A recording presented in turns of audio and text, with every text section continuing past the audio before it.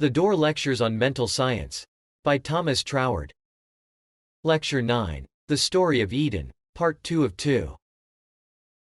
The fact, therefore, of our own existence is a sufficient proof of the singleness and goodness of the originating power, and from this starting point there is no second power to be taken into consideration, and consequently we do not have to study the evil that may arise out of existing or future circumstances, but require to keep our minds fixed only upon the good which we intend to create.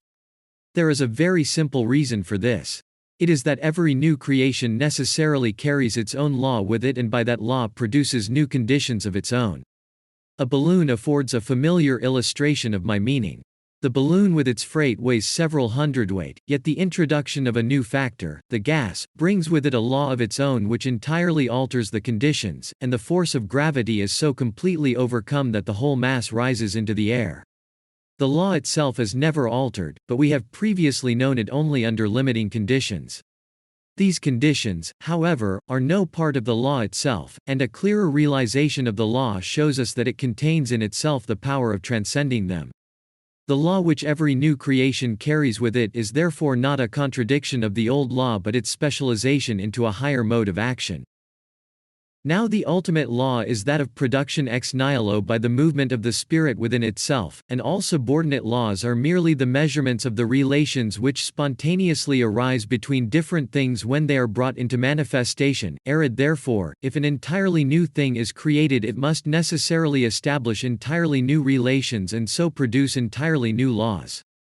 This is the reason why, if we take the action of pure unmanifested spirit as our starting point, we may confidently trust it to produce manifestations of law which, though perfectly new from the standpoint of our past experience, are quite as natural in their own way as any that have gone before.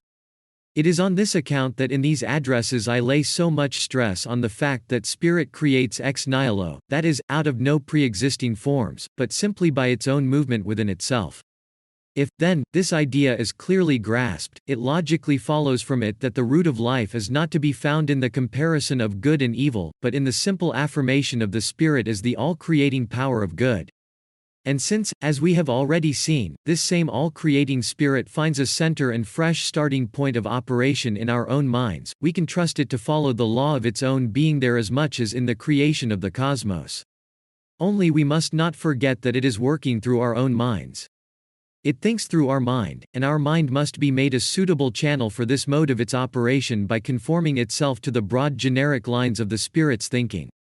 The reason for this is one which I have sought to impress throughout these lectures, namely, that the specialization of a law is never the denial of it, but on the contrary the fuller recognition of its basic principles, and if this is the case in ordinary physical science it must be equally so when we come to specialize the great law of life itself.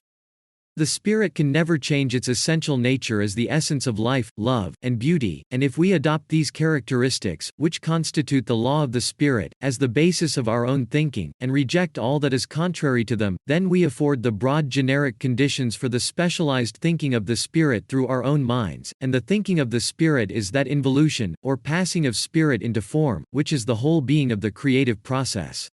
The mind which is all the time being thus formed is our own. It is not a case of control by an external individuality, but the fuller expression of the universal through an organized mentality which has all along been a less perfect expression of the universal, and therefore the process is one of growth. We are not losing our individuality, but are coming into fuller possession of ourselves by the conscious recognition of our personal share in the great work of creation. We begin in some slight measure to understand what the Bible means when it speaks of our being partakers of the divine nature.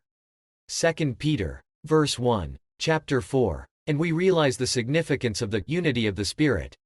Ephesians, verse 4, chapter 3. Doubtless this will imply changes in our old mode of thinking, but these changes are not forced upon us, they are brought about naturally by the new standpoint from which we now see things.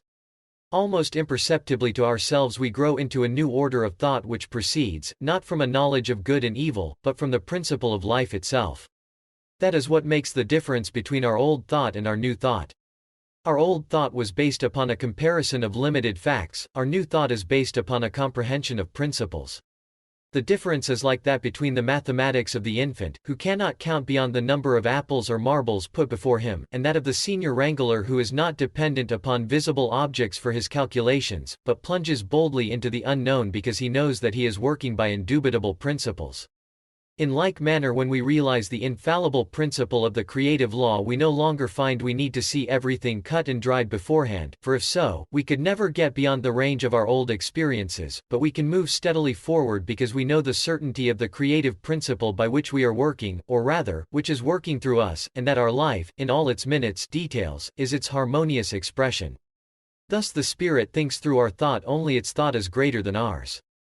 It is the paradox of the less containing the greater. Our thought will not be objectless or unintelligible to ourselves. It will be quite clear as far as it goes. We shall know exactly what we want to do and why we want to do it, and so will act in a reasonable and intelligent manner.